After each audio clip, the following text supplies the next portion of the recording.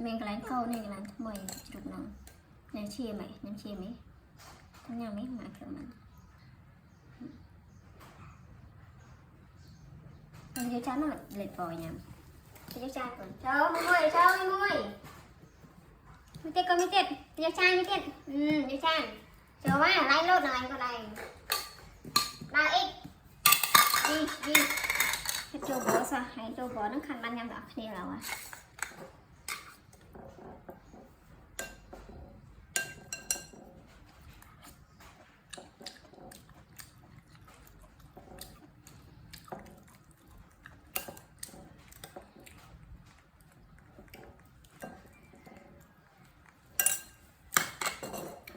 cái đây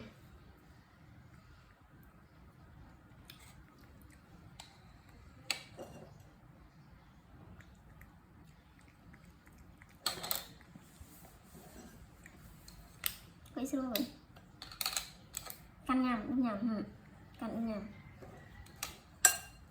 bỏ cái chan sang nước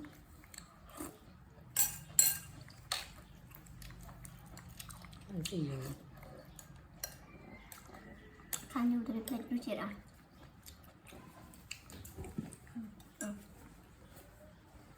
cái mà còn cách cả co cách sẽ làm cái này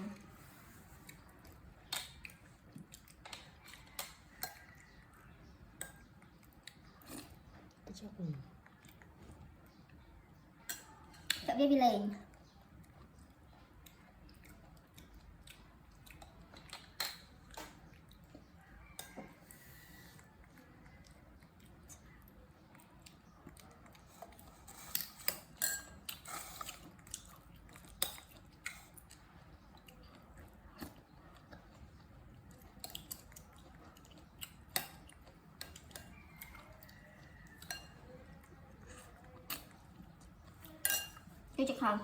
coi cho cam anh em coi cho cam số cần